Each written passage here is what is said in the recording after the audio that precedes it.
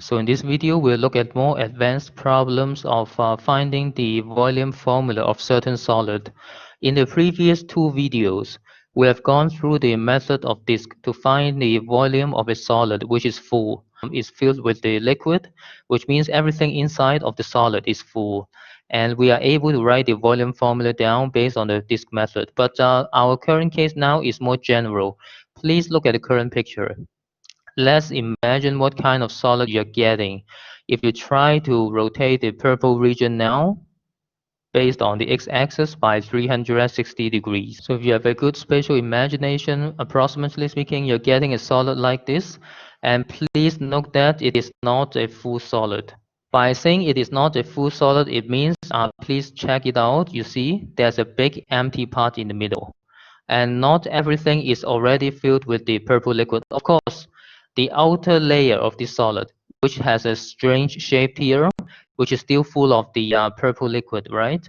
And if I try to ask you for the volume formula of such a solid, I think maybe we have to make some adjustment to our disk method.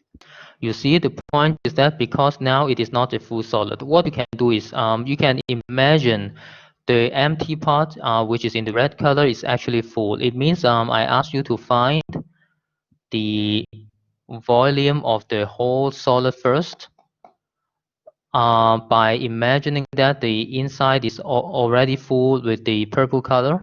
I believe mathematically we're able to do it because of what? Because we understand that we have the disk method, and if you look at the cross-sectional area of this solid, we still have a full circle, right, which is circular. And we have looked at this problem already, and we know how to find the volume formula of a full solid.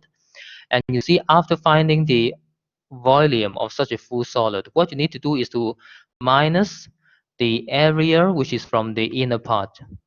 I'm talking about basically the part that you need to cut out because I want to make the inside empty, right?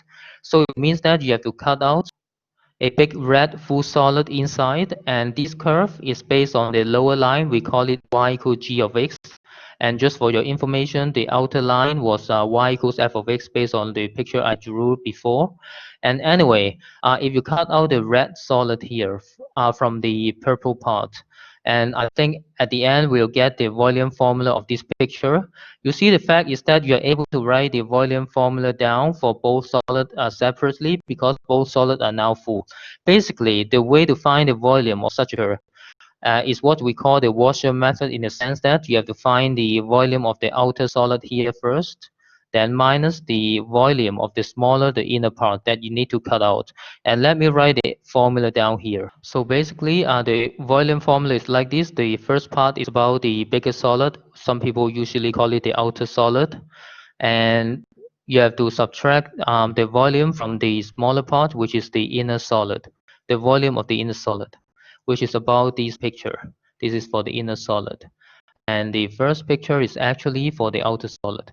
You see, the fact is that some people make a distinction between them based on the radius.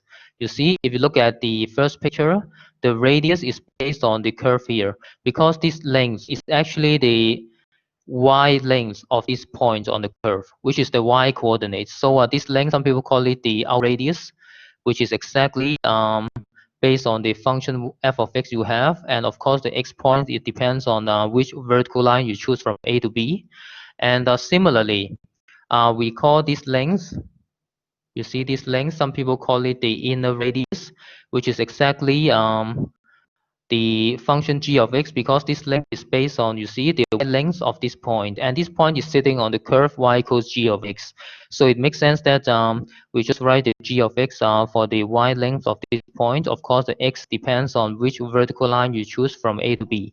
And anyway, that's the formula to find the volume of such a solid. And let's look at some examples. Let's focus on the region that you have on this current picture. If I ask you to rotate this purple region along the x-axis by 360 degrees, can you imagine what kind of solid you're getting here? So roughly speaking, you're getting a solid like this, and maybe my handwriting is not perfect, but the fact is that you can imagine that you have a cone. The cone is based on this straight line, of course. You have a solid cone inside. If you imagine everything is purple inside, then you have to cut out the red part. So we have to use our washer method to get the volume of such a solid. Basically, what you need to do is the following. You have to write down the remaining things in my formula here. First, because it is an x-axis rotation, usually it must be the dx integration, and the AB here is based on the leftmost point and the rightmost point of your region, right? I mean, the leftmost point here, of course, must be 0. And what is B here? The B here is based on this point, and I trust that you're able to find the B because the B is actually the x-coordinate of this point here, which is the intersection of the two lines. You see y equals x and y equals x cubed. You're trying to find the intersection of the two lines here. Mathematically, of course, you can find it just by setting the two equations the same, and basically you're solving this equation, and you get only one answer, which is x equals 1 here. And it basically means that b must be 1. And mathematically, actually, there are two more answers, 1 and -1, and 0. And but you see, 0 is actually the point we look at, which is A, and -1 is the point which is in the negative part of the x-axis, but we don't look at the negative intersection now. So we basically drop these 2 points, and B must be 1. So anyway, let's come back to our current formula. So after finding the AB, you have to tell me what is the outer radius and the inner radius. The outer radius is based on the picture, which is the outer length of the outer solid. The outer length of the solid, which is this cone part, and you see this cone part is based on the function y equals x because that's the curve for this line, right? And I put it in here, and it means that the outer radius is just x. And similarly, for the inner radius here, is based on the red part, the inner part that you need to cut out from the picture. And this part is based on the lower function, the lower curve on our graph, which is y equals x cubed. And that's why I can just simply put the x cubed inside the formula. And that's basically the volume formula of this picture. And of course, I can do the computation. So basically, that's the volume of the solid, and that's the end of this problem.